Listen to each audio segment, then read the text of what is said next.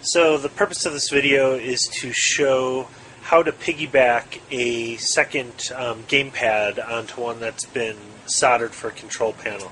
It's not a perfect solution, but it's a lot easier for me than reaching into the cabinet here.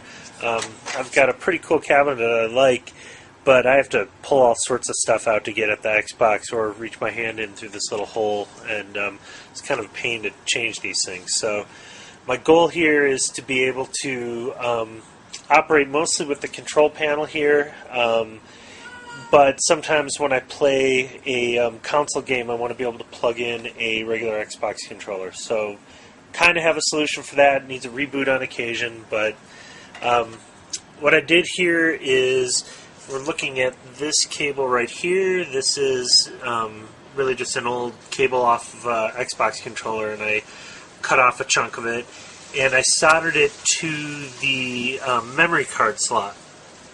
So there's two sets of basically USB ports here that we can use, and I just used one of them, and I put one on each controller. So there's one here and there's one here, and I did this on my other cabinet and put the female USB ports on them, but this I'm going to do a little bit differently. I actually had a old broken Xbox, so I took these two ports off of it. This one actually works, but I took these other two ports and I ran these wires down to up front. So I'll show you how my cabinet slides back in.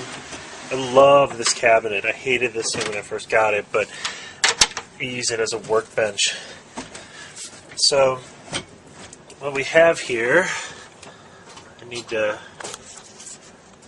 reach into the coin door and just get a little latch set here.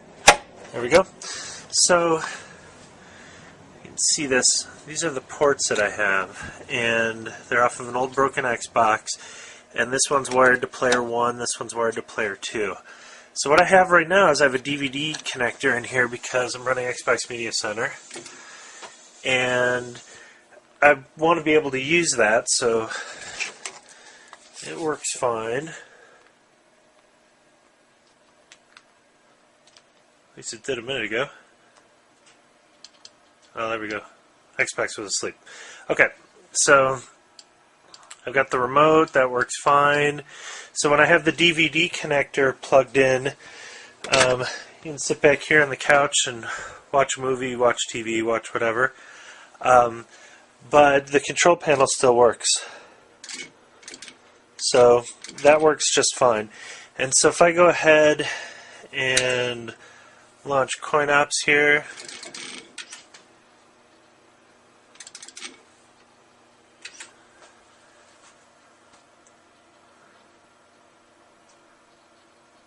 I haven't actually tried to see if it'd be weird if I could use the DVD player to select something, but it wouldn't be totally surprising. So I can go ahead and I can play a game, something like Street Fighter, and go ahead and choose that.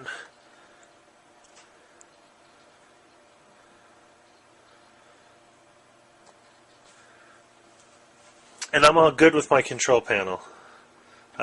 This is fine. So this is on the primary controller. Everything's fine with it. Takes a second to load. Okay. So I can go ahead and just play my game. Everything works fine with my control panel. Now, if I want to go ahead and play a console game, these buttons really kind of suck for playing console games. Like in Mario, you gotta be able to hold it and run. So I'll just scroll through here. And we'll go to I don't know, we'll pick an assorted one. Metroid's good. Okay. So I'm gonna pick Metroid.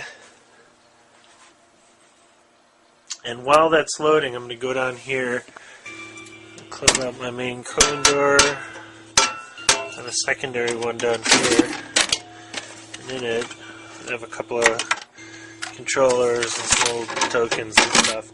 But I'm just going to go ahead and take this. We have a super long cable on this, and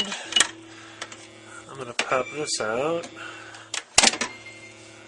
So instead of a DVD, I now have this controller. So I just accidentally clicked on the trigger here, but we can see my controller is working fine now. So I can go ahead and play my console-based game. Now, this no longer works. So I can hit start, and so this has stopped working. The player 1 has stopped working.